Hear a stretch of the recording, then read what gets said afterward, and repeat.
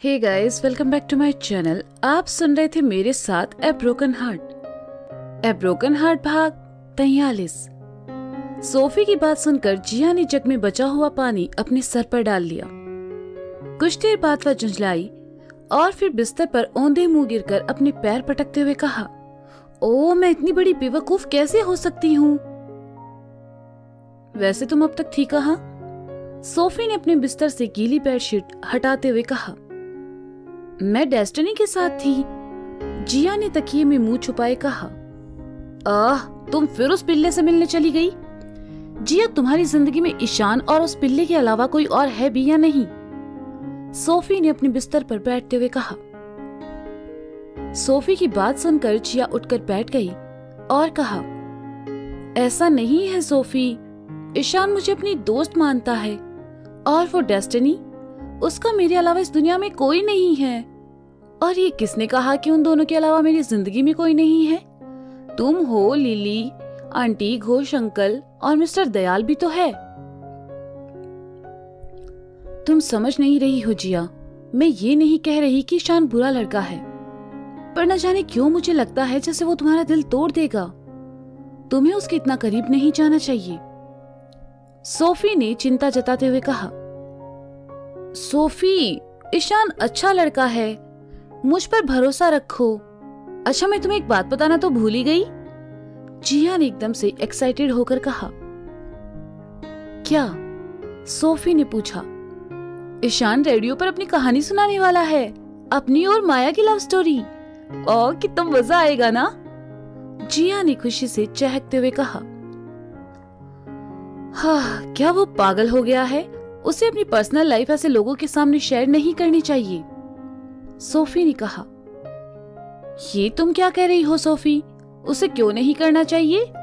उस माया ने उसे कितना हर्ट किया, बुरा भला कहा, उसे रुलाया। क्या अब ईशान को इन सब से बाहर नहीं आ जाना चाहिए? मुझे तो लगता है वो बिल्कुल सही कर रहा है। जिया ने ईशान की साइड लेते हुए कहा।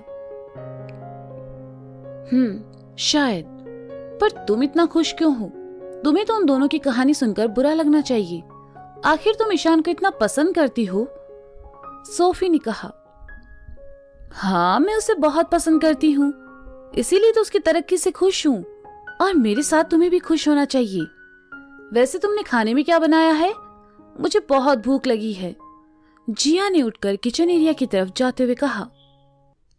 तुम्हारे लिए कुछ पास्ता और सूप रखा है, रुको मैं उन्हें गर्म कर देती हूँ। सोफी भी उठकर बिस्तर से जिया के पास चली आई और उसके लिए खाना गर्म करने लगी। सोफी, जो कुछ देर पहले जिया को डांट रही थी, अब जिया के लिए खाना गर्म कर रही थी। जिया ने देखा तो सोफी को पीछे से हक करते हुए कहा, ओ सोफी, तुम कितनी अच्छी हो, तुम सच में बहुत प्यारी हो। मुझे मक्खन लगाना बंद करो और चुपचाप ये खाना खाओ। आजकल तुम खुद को लेकर बहुत लापरवाह हो गई हो जिया। सोफी ने जिया के लिए प्लेट में खाना परोसते हुए कहा। जिया ने अपनी प्लेट उठाई और लेकर बिस्तर पर आ बैठी। सोफी की नींद उड़ चुकी थी, इसलिए वह भी जिया के सामने अपने बिस्तर पर आ बैठी और कहा, क्या तुमने इस महीने अपनी मॉम को पैसे भेजे? जिया ने सुना तो खाते खाते खांसने लगी और फिर नॉर्मल होकर कहा, नहीं, उन्होंने कहा कि इस बार उन्हें पैसे की जरूरत नहीं है, मैं उन्हें अपने लिए खर्च कर लूं और उन्हें अगले महीने कुछ भेज दूं। तुम्हारे डैड के जाने के बाद तुम्हारी मॉम और बहन को सरवाइव करने में परेशानी होती होगी ना? तुम उन्हें यहाँ क्यों नहीं बुला लेती? वो दोनों यहाँ रहेंगी तो तुम्हारे साथ कुछ ना कुछ काम करके थोड़े पैसे कमा लेंगी, और हो सकता है फिर उनके लिए ये सब आसान हो जाए। सोफी ने अपनेपन से कहा। सोफी की बात सुनकर जिया खामोश हो गई। न जाने क्यों उसे अपनी फैमिली के बारे में बात करना अच्छा नहीं लगता था। ये सूप बहुत अच्छा बना है, क्या मुझे थोड़ा और मिलेगा? सोफी की तरफ देखकर जिया ने कहा।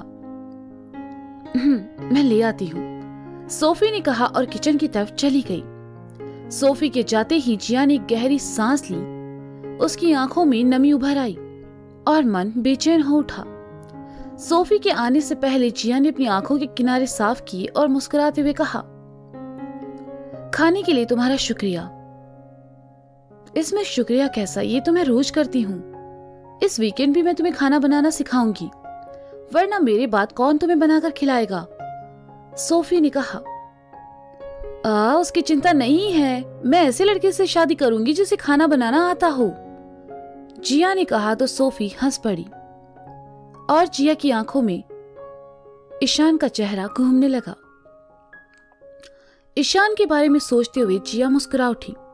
जिया ने खाना खाया और कुछ देर बाद दोनों सोने चली गई। जिया और सोफी मन लगाकर रेस्टोरेंट का काम कर रही थी। मिस्टर दयाल और रेस्टोरेंट में काम करने वाले लोगों की मेहनत थी कि इन दिनों वह रेस्टोरेंट काफी अच्छा चलने लगा था और काफी डिमांड में भी था। ईशान ने जिस रेडियो कंपनी को अपने सैंपल भेजे थे, उन्होंने वो पसंद किए और ईशान को बेंगलोर आने को कहा। ईशान की खुशी का ठिकाना नहीं रहा। उसके पैर जमीन पर नहीं टिक रहे थे। इतने सालों में जो सपना उसने देखा था, उस सपने के वह बहुत करीब खड़ा था। ईशान सबसे पहले जिया से मिलना चाहता था।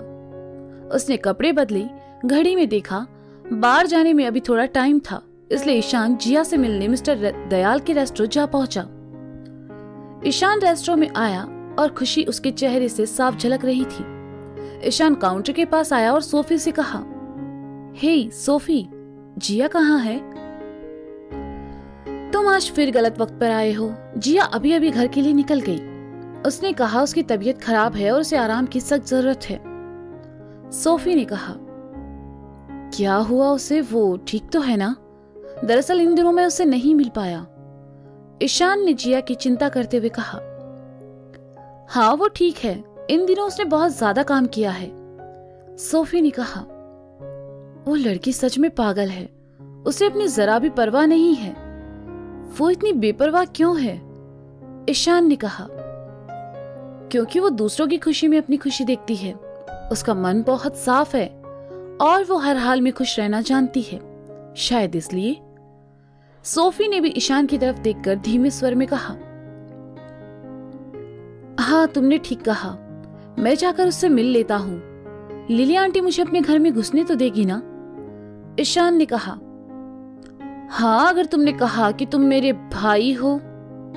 सोफी ने ईशान को घूरते हुए कहा, मैं चलता हूँ, तुम्हारा शुक्रिया, फिर मिलेंगे। कहकर ईशान वहां से आगे बढ़ गया। ईशान, सोफी ने ईशान को आवाज दी।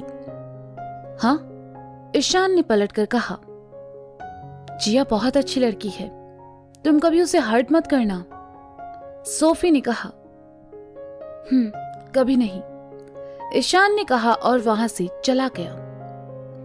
ईशान जिया से मिलने लिली आंटी के घर पहुंचा। जिया को बुखार था, वह अपने कमरे में सो रही थी। ईशान ने लिली आंटी के घर का दरवाजा खटखटाया। दरवाजा मिस्टर घोष ने खोला और कहा, अरे तुम शायद सोफी के भाई हो, लेकिन सोफी तो इस वक्त रेस्टोरेंट में होती है। जी अंकल, मैं सोफी से मिलकर ही आ रहा हूँ। उसने बताया कि जिया की तबीयत खराब है, तो सोचा उससे मिल लूं। तो क्या मैं जिया से मिल सकता हूँ? ईशान ने पूछा। मिस्टर घोष कुछ कहते इससे पहले ही लिली आंटी वहां आई और कहा, क्या तुम में इतनी भी समझ नहीं है कि इतनी रात में किसी लड़की से तुम नहीं मिल सकते? जिया बीमार है, मैंने उसको दवा देकर सुला दिया है। तुम उससे मिलोगी तो वो जाग जाएगी। तुम उससे सुबह मिलना। ईशान ने सुना तो उसका मुंह उतर गया, लेकिन जिया से मिले बिना उसका मन भी नहीं मान रहा था। इसलिए उसने फिर कहा, मैं बस उसे देखकर चला जाऊंगा। मैंने कहा ना नहीं, तुम्हें अब यहां से जाना चाहिए, लिली आंटी ने कहा और दरवाजा बंद कर दिया। बेचारा ईशान उदास होकर वहां से चला गया। तो दोस्तों, ये था ए ब्रोकन हार्ट भाग 43। इसका अगला भाग आप जल्द ही सुनेंगे मेरे साथ। और आप सोच रहे होंगे कि आज का पार्ट इतना छोटा क्यों? दरअसल ऐसा है कि अपने ऑफिस वर्क में बिजी होने के कारण मुझे बिल्कुल भी वक्त नहीं मिल पा रहा कि मैं कहानी को कंटिन्यू रख पाऊं। फिर भी मैं कोशिश करती हूं कि मैं कुछ ना कुछ आप तक पहुंचा सकूं। तो प्लीज इसे पसंद कीजिएगा और अप्रिशिएट कीजिएगा। Thank you.